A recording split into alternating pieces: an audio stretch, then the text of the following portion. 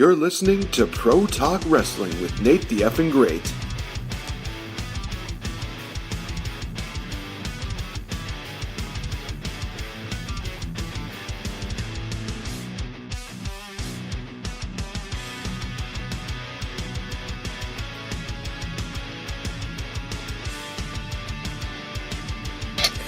What is up, you guys? This is NateFNGreat. Welcome to the Game Changer Podcast, Pro Talk Wrestling Edition. And guys, what a week it's actually been here. It's been one of the more unique weeks, but also one of the more exciting weeks when it comes to WWE wrestling. There's also news that broke out for AEW. Also a little bit of NXT news I'll be covering too, but this is mainly going to be a show that's built up around the ACW Watercity WrestleCon that will be taking place next week here, you guys. And as you've noticed, I'm going live with this one. This is so big that I could not just do this as a recorded deal. So, with that being said, let's just go right into it. As far as Raw and SmackDown goes, not really too many storylines were progressed. There's like some small hints of things that are going to be happening, but nothing really too major as far as storyline progression. This was just mainly showing off the fact that this was the Superstar shakeup. This was basically them shaking up people going into, coming from Raw, from SmackDown, some people coming in from NXT, 205 Live, but not quite WWE UK NXT, and I'm actually going to cover that a little bit later on. So let's just go right into Monday Night Raw. They acquired a lot of acquisitions going into this, and to be honest, it was really good that they did that because it is a 3-hour show. They need to have more people to help fill up these, time gaps that could happen with, promos and other random things. But let's talk about the acquisitions that they got. They acquired The Miz, who appeared on Raw and attacked Shane McMahon, so there is a good chance that they are going to continue that storyline on Raw instead of on SmackDown, which actually makes sense because I thought that with Shane McMahon being commissioner on SmackDown, Shane would only do SmackDown stuff. But no, since all four of them, Shane, Stephanie, Triple H, and Vince are running both brands, it's more than likely going to happen. And I think I could see Shane and Miz battling at Extreme Rules. Maybe it's a last man standing matchup. I don't necessarily see them battling at Money in the Bank. I think there's other matches that definitely are going to be promoted as well as heavily focused on when it comes to that. I think you save that for Extreme Rules. I think that happens in June or July, I believe it is. So there's a little bit more time that they can actually work with that. They've also acquired Ricochet, Aleister Black, the Viking Experience is what they call it. I'm still calling them War Raiders because, honestly, it's one of the better names. This was one of those things where it got frustrating because there was rumors going around that they had last-minute write-ups that they had to do in the last few hours before the show. So apparently this was supposed to be one of those last-minute deals that they did, was to bring the War Raiders on, change their names, which was honestly one of the dumbest things that they could have possibly... Jeez, I am just not impressed. I'm not pleased. I'm still going to call them the War Raiders. I don't care if they try to call it the Viking Experience. It's just really bad. It's a really bad name for them. Moving on from that, we had Andrade Cien Almas with Zelina Vega. They moved over to Raw. Andrade actually picked up a victory over Finn Balor, which was a bit of a shock, but also was a really good matchup between the two of them. And I will talk about Finn Balor in just a bit when talking about SmackDown. Spoiler alert. We also had Rey Mysterio come out. Lars was involved. This was a weird deal because Lars appeared on both Raw and on SmackDown, and from what some reports said, that he was a part of Raw, and then he got acquired by SmackDown. It's really weird. I'm wondering if he's going to be a free agent until maybe Money in the Bank, when they finally decide which brand he's officially going to be on.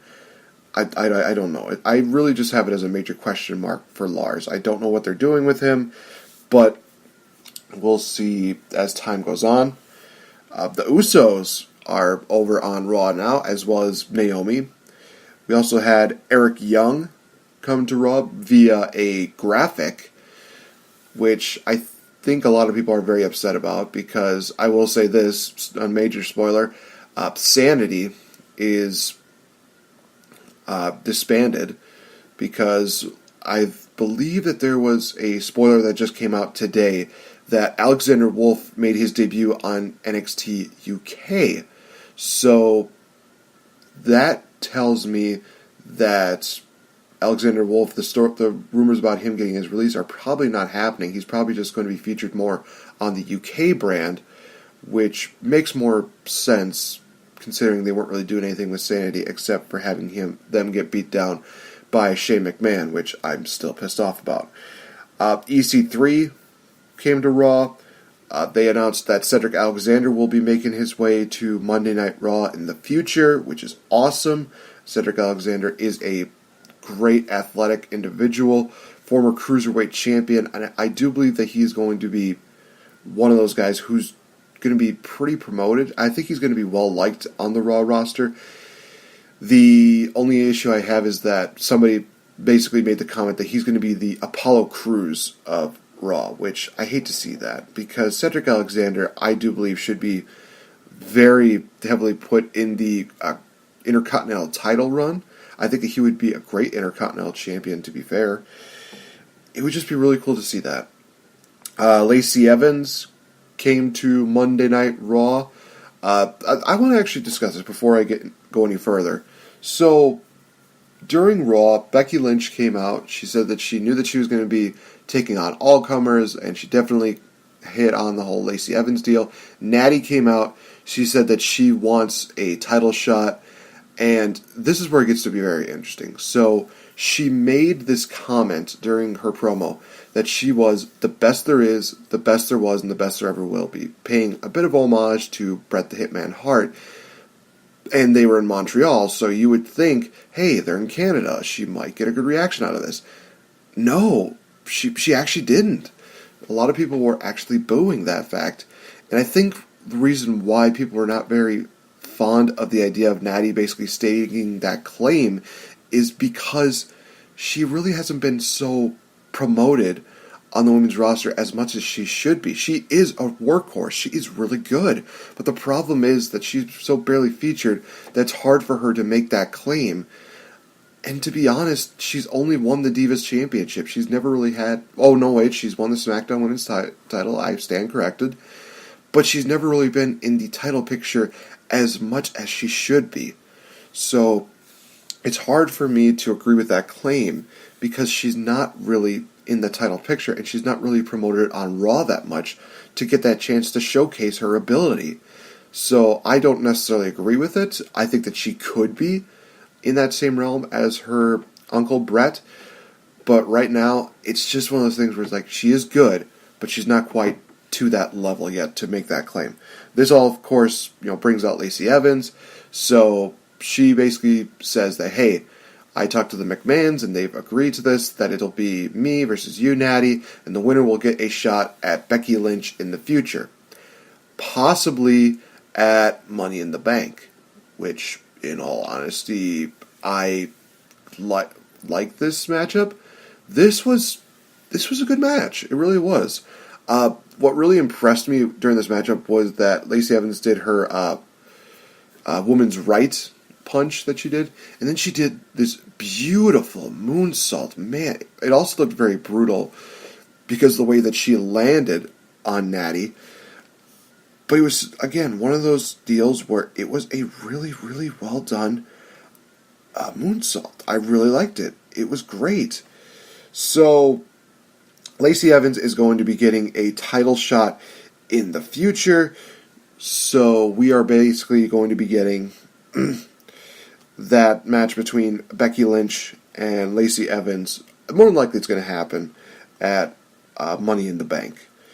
That is my honest-to-God prediction when it comes to that.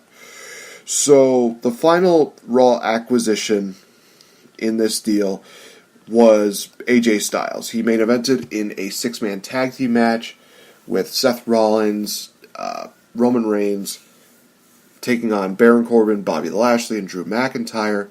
This was honestly a pretty good matchup again. I'm looking forward to seeing the matches that AJ Styles, has with so many of these people. I mean, you look at some of the possibilities. You could have AJ Styles versus Seth Rollins, AJ Styles versus Bobby Lashley. In all honesty, I think it'd be a good matchup. Especially AJ Styles versus Drew McIntyre. Oh, that just sounds beautiful. And I believe that it would be one of the most beautiful things to have on here. Next up, we will go to SmackDown. We go to their acquisitions. Finn Balor, like I said, got drafted over to SmackDown. Moved over to SmackDown. I'm sorry. I'm so used to saying draft because they did the whole draft lottery and they did all those deals where they just shook everything up. It was just a lot of fun to do that. And now for them to do this, it makes it just as fun. We had Ember Moon and Bayley. They would be a part of the SmackDown brand. And we also got a surprise here because Paige did make good on her promise to have a tag team for the Iconics basically to battle. We honestly thought it was going to be Absolution. I even saw some tweets of people saying, oh crap, it's the Absolution, we're getting this crap again. And Paige is just like, yeah, I never said that it was you. My tag team are these two individuals in Asuka, which a lot of people are like, oh, okay, this is going to be kind of interesting. And then as soon as they brought out their second, her tag team partner, it was Kairi Sane. So Kairi Sane is on the SmackDown brand. She's a part of the women's tag team division, which is kind of a surprise to me. But at the same time, I understand where a lot of people can defend this move, because Kairi was definitely one of those women that really has personified and has definitely given a lot to the women's division on SmackDown. It's finally time to put her on NXT. I apologize. Now it's time for her to shine on SmackDown. I was honestly hoping that it was going to be Kairi Sane and Io Shirai, but I am very okay with the idea of Asuka and Kairi Sane. I think this could build up into something really cool, and eventually we are going to see Io Shirai come to the main roster. I would love to see her pair up with Kairi and Asuka, maybe have some kind of faction between these three women. Maybe Asuka gets her women's title back, and then we see Kairi and Io get the tag team titles. It's just beautiful. It's beautiful. Beautiful. Fretz, I'm doing very good. Thank you very much for being a part of this live show. So, going up from there, I did mention the whole thing with Lars. I don't know what's going on with it. I'm just going to assume he's a free agent, blah, blah, blah. Buddy Murphy is coming from the 205 live roster. He will be a part of the SmackDown shakeup, which honestly I'm looking forward to. He had a really good matchup with Velveteen Dream on NXT this week for the North American Championship. Definitely check it out, you guys. The finishing sequence was amazing, but the match itself was just absolutely great. Holy cow. I mean, you look at somebody who a lot of people look at as just a cruiserweight, and then you see him put on this matchup with somebody like Velveteen Dream, who's about maybe a little bit taller than Buddy Murphy, and it's just still very well done. Buddy Murphy has evolved so much, and the cool thing about this was that they mentioned the fact that, hey, Buddy Murphy was a former NXT Tag Team Champion. So they not only brought in the fact that he was a former Cruiserweight Champion, but they brought up the fact that he had passed in NXT. It's really cool to see that. We also had Vince McMahon came out and he announced the greatest acquisition in SmackDown history. That was Elias. To which I say, yes, yes, and yes. Because anytime Elias is heavily promoted, he is a great acquisition to whatever it may be. It might be a show. It could be it could be just anything. Elias was honestly one of those guys that I knew was going to have to be moved over from Raw to SmackDown. Then we get the shock of Roman Reigns coming over to SmackDown. He came out, he does a Superman punch to Elias and does a Superman punch to Vince McMahon, to which a lot of people were happy. And then Roman, he grabs a mic and he says, "This is my yard now." Whew. Baby, we are just... I am looking forward to seeing what Roman does on SmackDown. A lot of people are saying, like, oh, well, he's going to win the title off of Kofi Kingston. I don't see that happening right away. I think that they're going to ride the Kofi Kingston story a bit more. I don't see him as a transitional champion. I really don't. I think that he would put on a fantastic matchup against Roman Reigns. Honestly, I definitely would say put Roman and Kofi at Money in the Bank and have Kofi pick up a surprise victory. And slowly have Roman Reigns turn heel. I know that people have been wanting this Roman Reigns heel turn for so long. Well, obviously they're not going to turn Big E heel. They're not going to turn Xavier heel anytime soon. So why not just kind of let this prolong just a little bit more? Maybe have that matchup, Big E versus Kofi at SummerSlam. Build this up. Build that heel turn a bit more. And have Kofi start racking up some victories. And honestly, have Roman Reigns turn heel. I think that would be really good. They also announced some people that would come over to the SmackDown brand off television for some reason. They announced that Liv Morgan would go over to SmackDown, which to me was a bit of a shock because now they've broken up the Riot Squad. They've also brought over Chad Gable, which breaks up the team of Rude and Gable. We also had Apollo Crews moved over. They brought over Mickie James, which I think is actually a good move. Mickie James definitely does shine a bit on SmackDown. I remember her making a return to SmackDown. She's definitely one of those women that has been lessly featured on the Raw brand, so why not just move over to SmackDown? We have some great matches.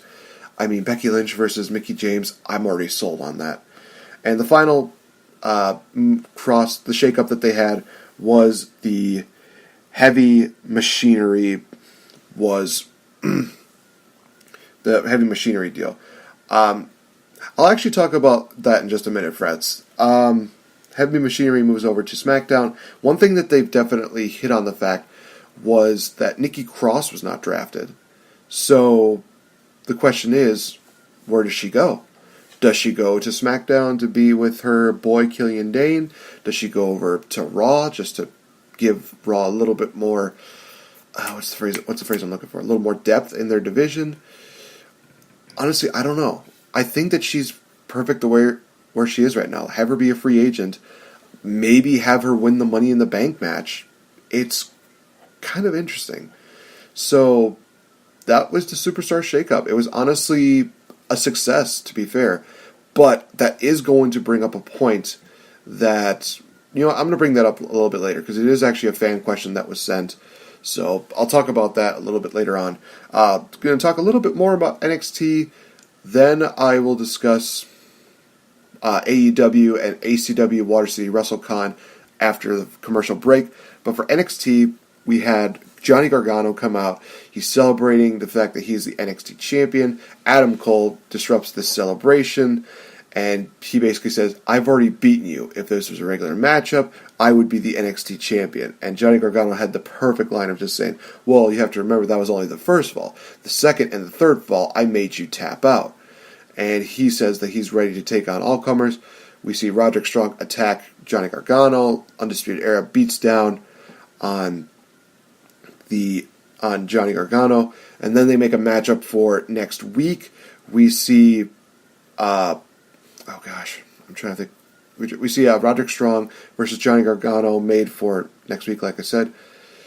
And then we have the main event matchup, which was Kairi Sane versus Shayna Baszler for the NXT Women's Championship. And if Shayna wins, Kairi would no longer get an NXT Women's title shot as long as she is champion. Really good matchup, very physical between these two women. There came a point where Kairi took one risk too many. She hurt her arm. Shayna Baszler worked on her arm quite a bit. This caused, medical professions to go out and check on her. Kairi's trying so hard to just be like, no, I'm fine. Io comes out. But Shayna grabs Kairi. She's working on the arm even more. And Io shoves Shayna, which causes a disqualification. And it's one of those moments where you feel like you were robbed of the finish. But at the same time, in my mind, it made sense because it didn't look like Kairi was going to get any kind of offense in this matchup more than what she had. And we see Io being a friend, and I know she probably hated the fact that she cost Kairi the matchup, but at the same time, she's just looking out for her. It's one of those things where it's like, you have to think about your health before you think about a championship. So, it was just one of those things that I was fine with. I was not going to be one of those people that was going to say like, oh, this was a really good matchup until this stupid, until this stupid finish. Like, no, it was a good matchup all around. And I think it had the right kind of finish. And does this maybe put a strain between the relationship between Io and Kairi? I don't think it does. And honestly, you guys, go check out the WWE Performance Center YouTube channel. I definitely recommend subscribing to them because they did a video deal with Kairi's last match on NXT. She's, walking around, she's hugging people, she's just really getting emotional, and she even gets emotional with one of the rookies. It's just one of those things where it's just very, very, it's very well done. I absolutely loved it. It just is a very beautiful sight. So, guys, we're going to take a little quick commercial break. When I come back, I will be discussing the AEW news, ACW Watercity WrestleCon, as well as answering some questions from some fans. So stay tuned, guys. Be right back. Hey guys, this is NateFNGreat. Hey, have you ever wanted to be a champion but can't seem to really find the money and the time to get a championship belt? Well, you know who's a really good friend of mine? AJ from AJsBelts.com. These guys have a large assortment of championship belts, from classic belts to the modern day belts to championship belts that you would not even believe. And guys, like I said, they work with you very well. With an awesome layaway program, there is no way that you can beat these guys' prices as well as these guys' deals, especially when you can give them a little bit of money every now and then until you can get that championship gold. Coming from a guy who's a champion and a game changer, I'm indeed NateFNGreat. I'm representing AJsBelts.com, proud friends of the Game Changer Podcast.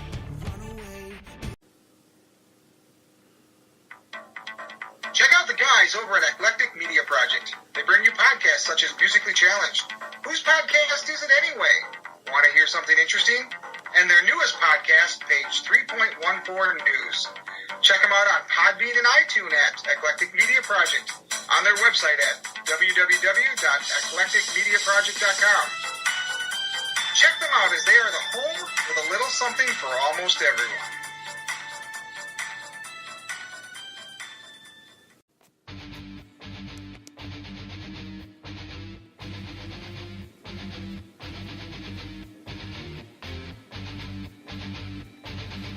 You're listening to the Game Changer Podcast here on Spreaker.com.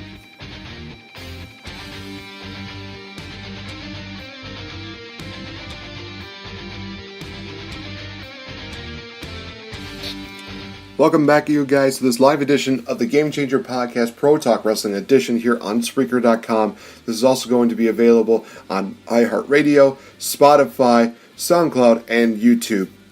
Alright, guys, so I actually just looked at some rumors that were actually on Facebook, and they actually made this official that it's going to be Cody Rhodes versus Dustin Runnels at Double or Nothing. Whew, boy, that's going to be a really good matchup. Honestly, it's a feud that just needs to have a huge climactic finish, and they never really got to that point in WWE. They had the one match at Fastlane, and that was kind of it. It was a kind of a one-and-done deal, which is kind of frustrating. But I will say that it's going to be a matchup that I'm looking forward to watching come Double or Nothing next month. And guys, I actually do have a list of who they all have for the AEW roster so far. And this actually was published about 5 days ago, actually, from the Wrestling News website. They have on here, we have Cody Rhodes, Brandy Rose, the Young Bucks, Chris Jericho, Pac, Britt Baker, MJF, Joey Janela, Penelope Ford, Frankie Kazarian, Christopher Daniels, Scorpio Sky, Jimmy Havoc, Sonny Kiss, Sammy Guevara, Trent Beretta, Chuck Taylor, Pentagon Jr., Phoenix, Aja Kong, Yuka Sakazaki, I believe it is. Apologize if I screwed that up. Kylie Ray, Nyla Rose, Kenny Omega, Bea Priestley, Michael Nakazawa, Ali, and CIMA. I think it's Kaima, if I'm not mistaken. So this is already what we got. Some really good rosters. And they've already announced that they have been in talks with different TV networks. TBS, TNT are the two main ones that seem to be on the mind right now. Nothing too official yet, but it's going to be a very interesting. It's going to be very interesting to see where this kind of goes. And honestly, you guys, there's also talks of a show happening in the, I think it's, oh gosh, I'm trying to remember what it was. I think it's the, I think it's in July, if I'm not mistaken. So I want to double check on that. So let me just check this out really quick. It's for the July show. Okay, so AEW actually announced a show called Fight for the Fallen to take place in Jacksonville, Florida. And they've already announced 2 matches for that event. They have Kenny Omega versus Kaima, as well as Brandy Rose taking on Ali. So this is going to be a very, very interesting, set of matches going into this event. Man, they've already announced their second show, and honestly, there is still rumors going around that they could do another all-in show in Chicago, possibly in September. But for all we know, it could probably happen next year. They just kind of all hinted on the fact that it could be happening. Nothing's really confirmed yet. We'll just have to wait and see. One thing that I definitely kind of wanted to discuss was the discussion that was brought up to Chris Jericho's attention. There's been a lot of people that have been asking for their releases. Of course, we had a lot of the releases in, Ty Dillinger, Hideo Itami. We've also heard that Luke Harper has asked for his release. Sasha Banks may want to, leave. I definitely want to talk about that in just a bit. I'm trying to remember who else was there. But all of the list of people that have been asking for their releases, a lot of people who are not very happy with their spot in the WWE, rightfully so, because they're not getting promoted at all. Chris Jericho went on I think it was a radio talk show, or it might have been a podcast, where he mentions this possibility of hiring a lot of the WWE, I guess, frustrated stars. And one of the things that he mentioned was that we're not just going to bring in everybody that comes in from WWE. We do have our eyes on some people, but we're not just going to bring everybody, because then we would be making the same mistake as, WWE, where you could have 60 to 70 people there, and you're not going to have a spot for every single person. So I like what they're doing right now. They're putting on the people that they need to make this a great company. I think as soon as time goes on, they are going to bring some more people to give the roster a little bit more depth. So right now, where they're at, it seems like it's going to be a really good idea. It's going to be a small brand to begin with, but then after a while, it is going to build up. It is going to be a bigger deal. And I think, honestly, they'll probably even try to do a deal like they do with WWE, where they have one brand in Raw and one brand in SmackDown. Maybe AEW will do the same thing. But for right now, they just need to work on getting a television deal. They need to work on just having the right amount of money to pay their wrestlers. They need to just focus on getting that all taken care of. And honestly, I think sooner rather than later, they are going to introduce, an AEW championship, an AEW tag team championship, as well as an AEW women's championship within the future. I think I could predict that within the next year that they will have championships made for AEW. I also wanted to touch base on I'll hold off on that one just a bit. Definitely want to talk about the Sasha Banks deal. So, around WrestleMania time, Sasha Banks was looking to actually be released. I don't know if this was going to be during WrestleMania or if this was going to be after WrestleMania happened, because she was very upset with the situation where she and Bayley lost their tag team titles at WrestleMania because they wanted to have a good, lengthy title run. And what ended up happening was, obviously, the Iconics won the titles, and it was to a good reaction. A lot of people were very happy about it. But, of course, there were people that were not happy about it, Sasha being one of them. So what WWE did was that they said, hey, Sasha, we want you here. We know you're very frustrated. Just take some time off and just think about this before doing it. And one of the things that was kind of pointed out to me was that Sasha signed a multi-year deal last year, so she still at least has 2 or 3 more years on her contract. I do not see, just like a lot of people do not see, Sasha Banks just being released from, WWE. Although I think that when she had this hothead deal, she definitely tried everything she could to be released.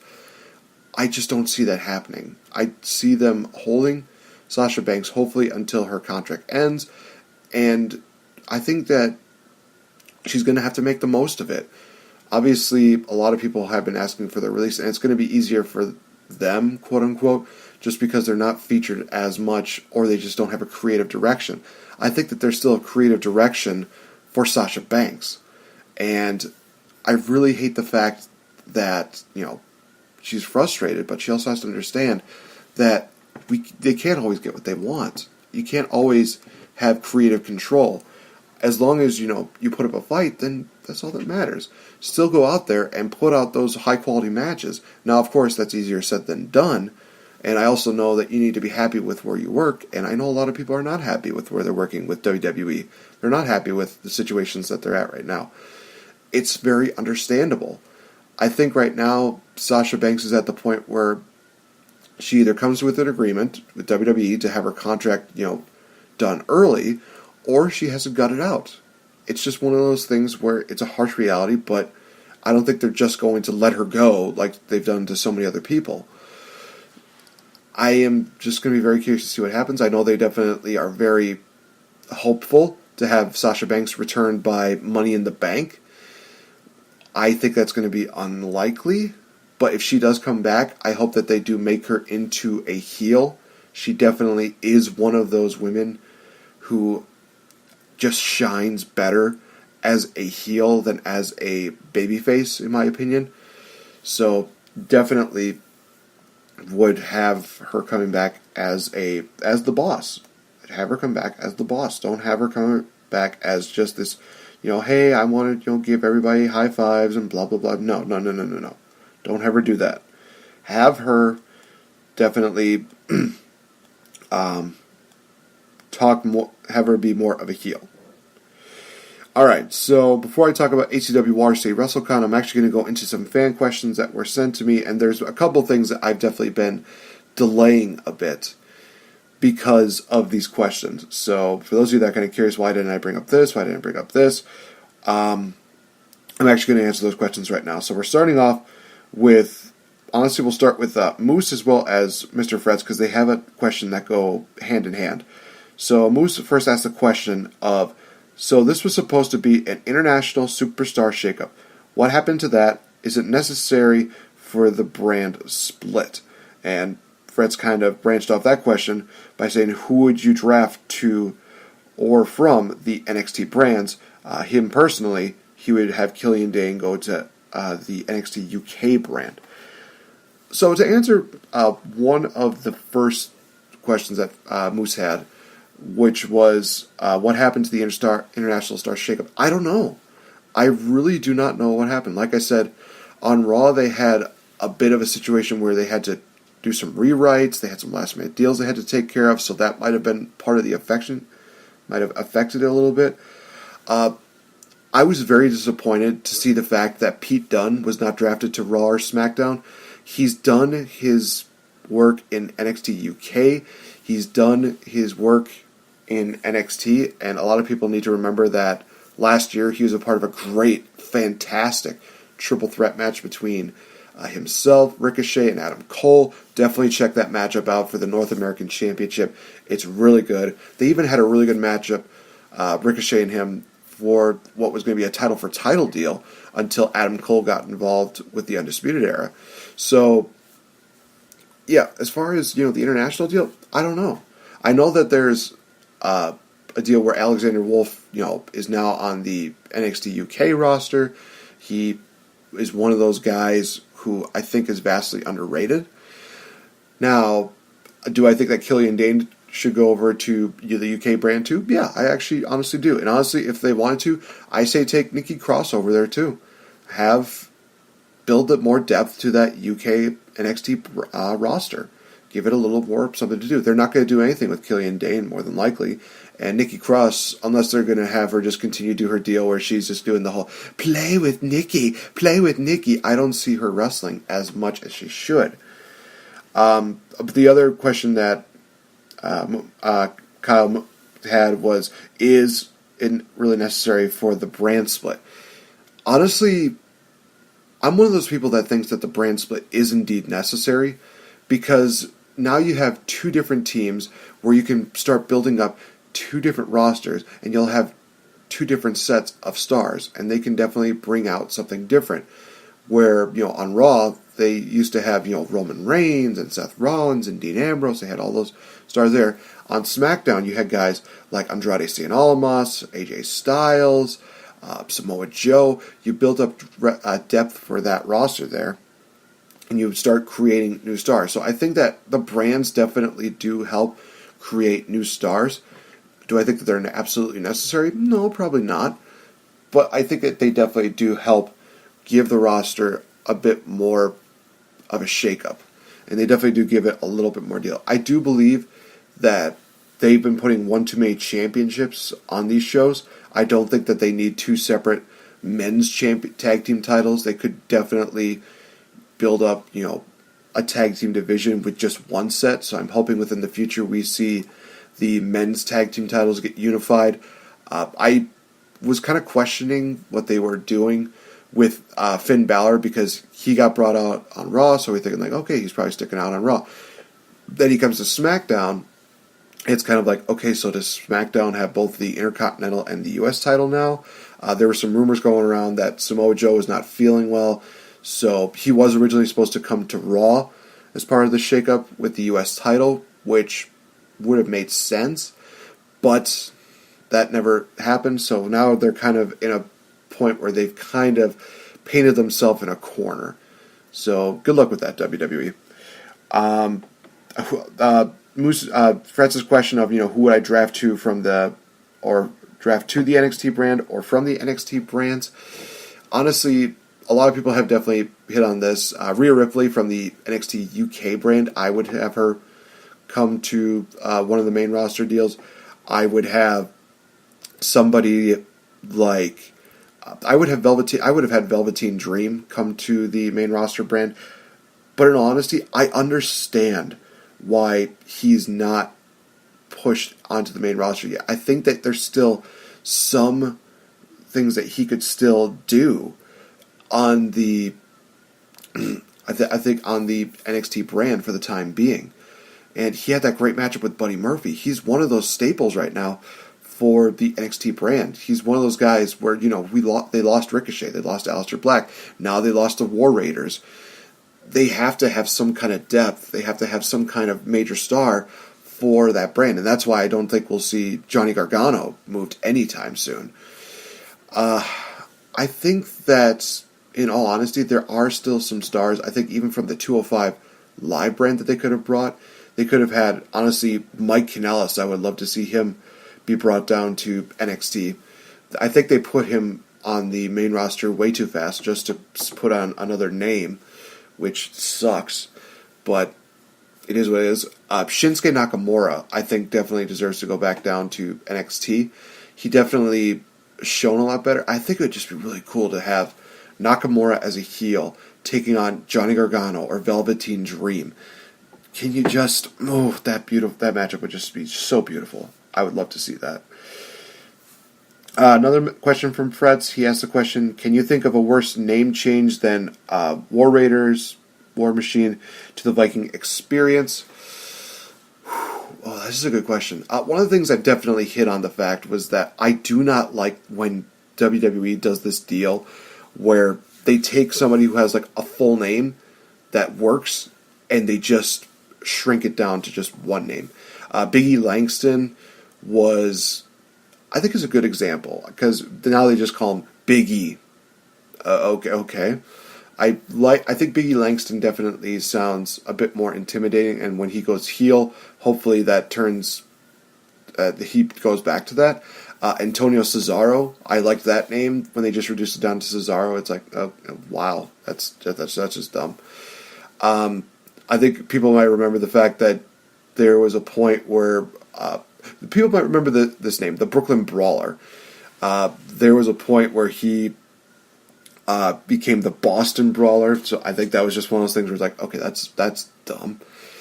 I'm trying to think of like some other random names off the top of my head, like some deals where it was like, wow, are you serious? Some where it actually worked out. Elias is a prime example of somebody who I thought, well, this is going to suck because now he's just Elias. He's no longer Elias Sampson. But with him now, when you hear the name Elias, you get a reaction out of it. It's just a very wonderful thing. So that's a good example of a name change.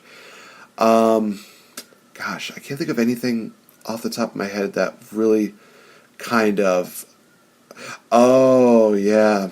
Michael McGillicuddy. That was a bad one. And then they shortened it down to Curtis Axel, which made more sense because he was showing more... he was showing respect to his father and to his grandfather. That was a good one. But yeah, Michael McGillicuddy. Wow. I mean, some people, I'm surprised nobody's made the joke. I'm sure somebody has, but I haven't made the joke of, well, what if Michael McGillicuddy was, somehow related to Beulah McGillicuddy? Oh, man. Loki to Kaval. Oh, yeah, that's right. I'm going to call that one a wash. I think it's one of those things where I get what they were trying to do, but yeah, I think they could have done something different. Next matchup here. Next matchup. That's later. Next question here is from one of our boys, Chad Knight. He says, let's hear you talk about Becky Two Belts. How long will she hold both belts? Is she a transitional champion for one or both belts? Are they doing away with the brand split? And will she unify the titles? This is what I'd like to hear you talk about, and the other stuff above too. Well, I already talked about a lot of the other stuff, but the question basically here is, how long will she hold both belts? Is she a transitional champion for one or both belts? Are they doing away with the brand split, and will she unify the titles? I don't think they're going to do away with the brand split. I mean, honestly, they already signed that deal with Fox. SmackDown's going to be going to Fox in October, so I don't think that the brand split's going to be leaving anytime soon. Do I think the titles are going to be unified? At this point, I say yes. I think that with them bringing the women's tag team division on, it definitely adds a little bit more depth, and we can actually have more people building up as teams. I think that there's still a really good chance that they could have a situation where they unify those titles. Will she defend both belts? I think that is one of those things that's going to be a challenge for Becky, but she's up for the challenge anytime. Do I see her wrestling, 2 nights every night to defend both titles? No. I think that she could do that maybe once, twice a month, I would say. But I don't see her doing it consistently. I think, like I said, it's a challenge for Becky, and I think that she's definitely going to be a champion for quite a while. I will be surprised if she does not hold the belt by SummerSlam. I think by SummerSlam is when they're going to have her drop the belt, whether it's to a newly heel Sasha Banks, whether it's to somebody like, who could be somebody good? Maybe somebody like Asuka. There's a rivalry that they could build up with that. There's just so much that they could do with Becky Lynch. She's not a transitional champion. She definitely is not. She's going to hold on to both belts for quite a while. Fretz asked a question. What do you think a heel Matt Riddle would look like? I think one of the things, and he kind of answered this himself, I think. So, when it comes to a heel Matt Riddle, I think we got a preview of that during NXT TakeOver New York. We saw him do this kind of, MMA, UFC style wrestling against Velveteen Dream, and people were booing. And I was kind of surprised by that. I was like, he's kind of the ultimate bro, and people were just booing him. It was kind of like how the Rocky Maivia came out. He was kind of like all happy. He was doing the smiles. He's doing like the high fives to the fans, and people were rejecting him because of that. And that, of course, forced him to turn. This could be another situation where he gets booed enough to the point where Matt Riddle becomes a heel.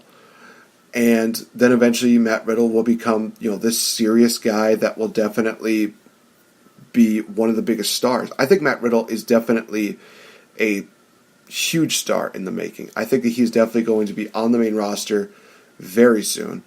I would have thought the Velveteen Dream would have been on the main roster by now. But I understand that they need more depth with the roster. They need to build up more stars. I definitely do see Velveteen Dream getting called up earliest SummerSlam, if not by WrestleMania next year. If they have not done that within that time frame, then I think they've missed the boat on that. And I think that Velveteen Dream is going to be an NXT exclusive till his career is over. That is just my opinion on it. Like I said, with Matt Riddle, I definitely do see him continuing to do the MMA style, the UFC deal when he turns heel. I definitely do see him eliminating the whole bro deal unless he was going to do it as an insult. Definitely one of those guys. I think he would even do like the whole. I think he would even go into like doing wrestling boots. In all honesty, I think it's just one of those things where he takes away all the things that people like, and that's how you become a natural heel. Final question here is, with Eric Young and Bobby Roode on the same brand, do you think we could see a Team Canada reunion? Now, for those of you that don't know, Team Canada was a faction in the early days of Impact Wrestling, back when it was TNA, the good brand. And it was, I'm trying to remember who it was again. It was Eric Young, Bobby Roode, A1, Petey Williams, and also led by Scott D'Amore. And one thing that was also cool was that they did incorporate different people into the Team Canada faction. They had, I think it was Tyson Dukes. That's the only one I can think of so far. But they had so many really good guys involved in that. And it was just literally a bunch of Canadians walking around saying that, hey, we're the best, we're amazing. They had, Canadian-style jackets, they had shorts, they had all these great deals, and it was just a really good faction. Do I see that happening? No. But I would really love to see that. I think that would be a really good way to turn Bobby Roode heel. I could definitely see, here's kind of what the storyline I would pitch, is that since Eric Young is coming to the, Raw brand, and since Chad Gable is going to be going to SmackDown, that kind of leaves Bobby Roode. Johnny Devine, he's a part of Team Canada. That's right, I remember that now. He was kind of the photo guy for Alex Shelley for a while. So basically, with Eric Young coming to the Raw brand, he kind of coaxed Bobby Roode into slowly turning heel. That's what I would love to see. And eventually Bobby Roode gives in. He turns heel. He becomes somebody that a lot of people would they would cheer for, but at the same time they would boo. I think that they could slowly incorporate some Team Canada deals, but do I see it as like a full-fledged them going out in the whole Canadian Team Canada that jackets and stuff like that? No, I definitely do not see that.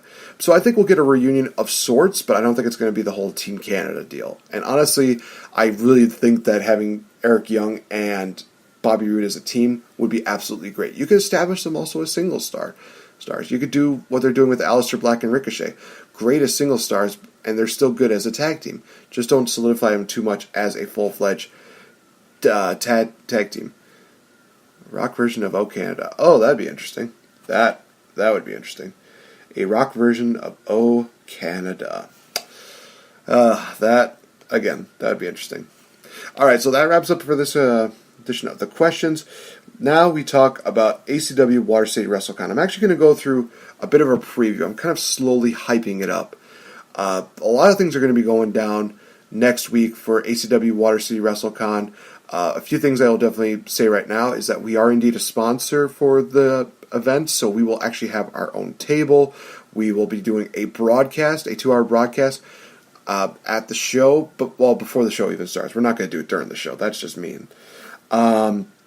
It's going to be a deal where we are going to invite, all the guests that are going to be there, which I'll go through the rundown again of who's going to be a part of that.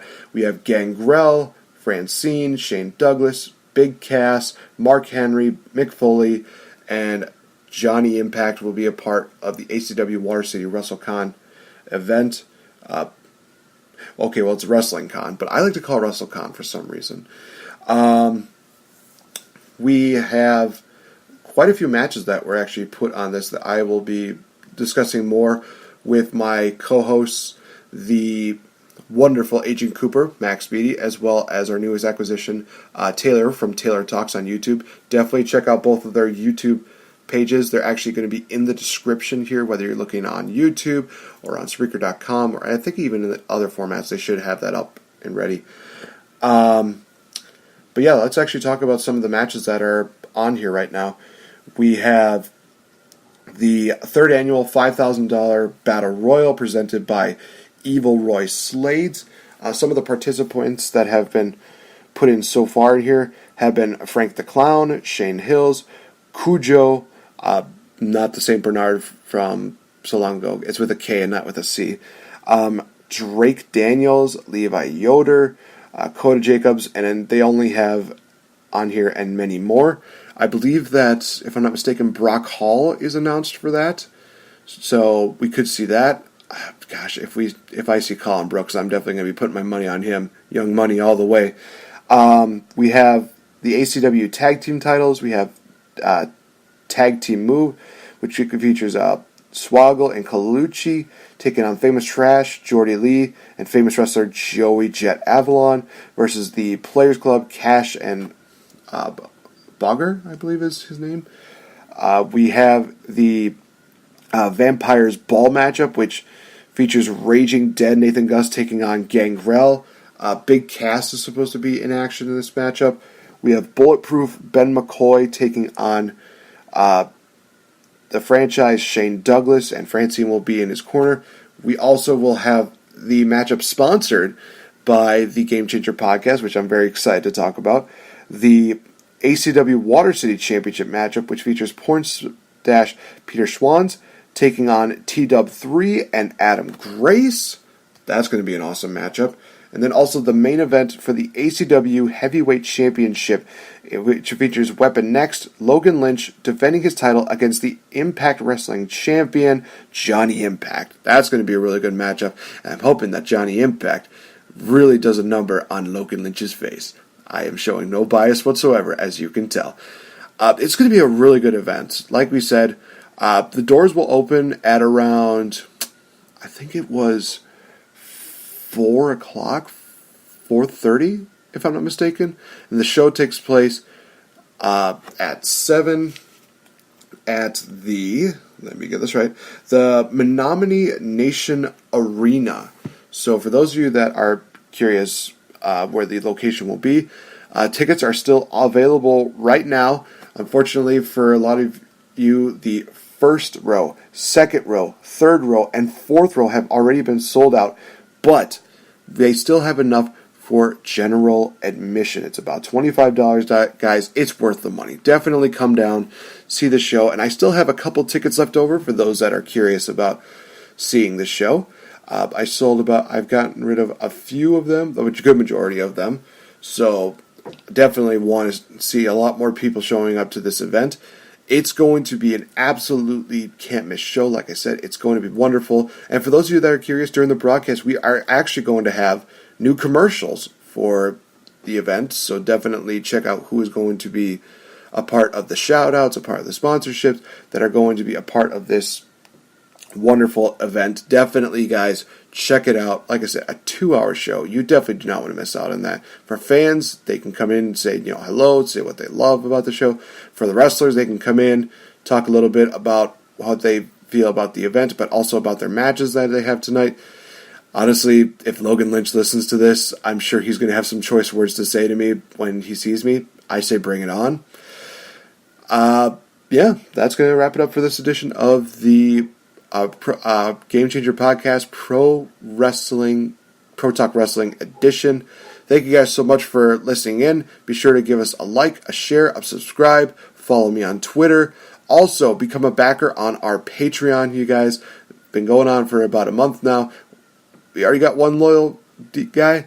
Let's raise that number up. Let's get more people involved in this. Definitely want to see you guys' support. I definitely want you guys to be a part of a wonderful deal that you do not want to miss. So, for everybody here at the Game Changer Podcast, I've been NateFNGreat. Thank you so much, and I will talk to you guys in the next episode. I will also say this, that, like I said before, Endgame review will take place in about 2 weeks to give people a fair time to actually talk about the event, to see the movie. There may also be a special interview that I will be partaking in within the week. That's still in the works right now, but I'll talk to you guys more about that as the week progresses. So thank you guys so much. Talk to you in the next episode. Bye-bye.